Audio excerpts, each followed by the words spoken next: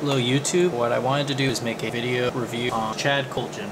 There's a couple things that you need to know about Chad Kultgen. First of all, he's from a suburb in Dallas. When he graduated from high school, he moved over into California after declining a scholarship for baseball. He went to USC School of Cinematic Arts, did the whole 4 years, and after he graduated, he did a television show based off Average American Male. So the television show was something that him and his friends made. From there, he picked up an agent, ended up making a novel, which was Average American Male, first book that he actually came out with. I'll start off with that. Now, when Average American Male came out, it was not a big success in the beginning. What ended up happening is that Average American Male, something that he started off with, and then the publisher put in a little bit over $2,000 into promoting it with viral videos on YouTube. The viral videos were very comedic, showed, a lot of things that had to do with male sceneries, really nothing based on the actual character in the book. So I thought that was pretty interesting. And another thing to say about this book is that, for one, I'm actually in the demographic. I'm 22 years old, male, and I really find everything about books such as this to be comedic. It's a very sexual book. This book actually does have, some would say, masochistic sort of tendencies. He has a girlfriend who wants to marry him. I don't want to give away the ending, but he lets go of that and he finds another girl. It's almost like the same things are going on, but he almost favors the other girl. It talks a lot about sex, but what people don't realize is that the sex in the book is actually not something that's very literal. It's more of a social commentary into the lives of people who think this way, not on males in general. When I read it, at least, it was more of a metaphor for love and how people react to certain things. It was actually really interesting reading that. As far as rating his book, all of his books are great. This one is definitely not his best book, I think. So that leads me to his next book, The Lie.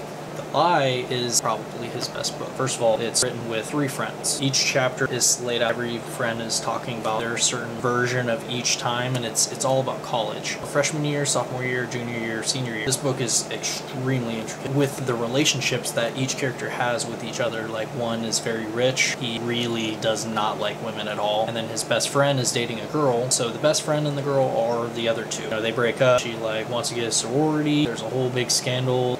His friend, I don't want to give the ending again, but his friend essentially is trying to get back at him with his other friend that hates women. She originally wanted to have sex with the other friend. It's a big, also, sexual commentary. A lot of Chad Kultgen's books have to do with relationships. That led me into Men, Women, and Children.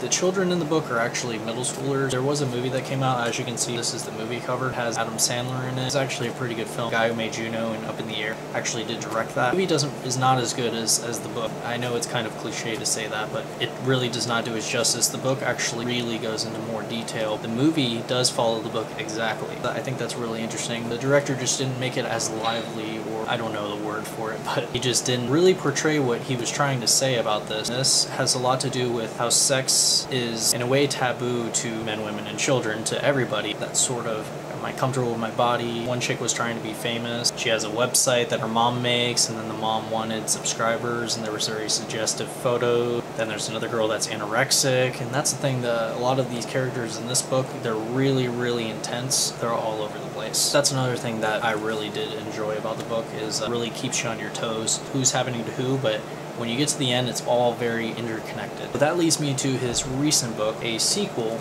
to his first book of Average American Male, Average American Marriage. Even though I say The Lie is his best book, this book I actually got the most satisfaction with. I say that because it's a very adult book. You can tell the author sort of matured in his writing. This takes the same character that's an average American male and puts him into a marriage. His wife really isn't into sex, and he still is. That feeling that you have where it's like you're looking at other women. There's still something there that knows that it's sort of forbidden. That theme is really prominent. The thing of it is that the character does sort of act out on those urges. It also has a lot to do with how modern relationships have actually panned out. Now we have Facebook, you have no privacy. The wife finds out about what's going on. And it's sort of a really coming of age for the main character, because he realizes that he's now an adult and he's sort of left his youth. The sex was more of trying to find that youth, or that urge to go back into time. He may have not been prepared for the whole marriage lifestyle. He left it really bleakly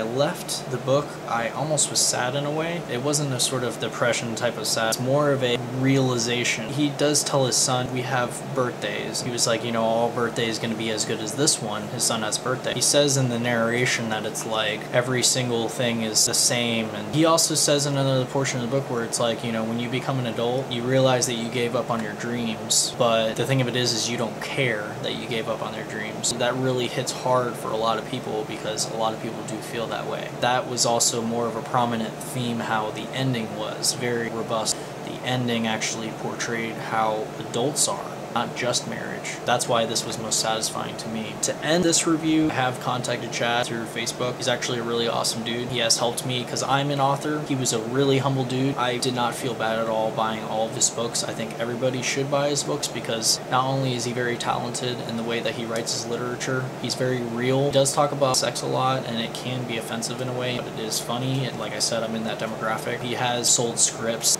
A Jim Carrey and Steve Carell movie, The Incredible Burt Wonderstone. Now when he did sell it, it was an entirely different script and then pretty much like a dozen people kind of gutted it and now it's different. He has written a lot for movie, television, novel. Not a big time celebrity in the literary world, but he definitely is something that you should take into account because he is making sort of a movement with that. He is very, very relevant. And also, he's coming out with a book in July called Strange Animals. You can pre-order that on Amazon. I hope everybody's having a good day and blah, blah, blah, blah. Hopefully this was thoroughly enjoyable for you. Thank you. Peace out.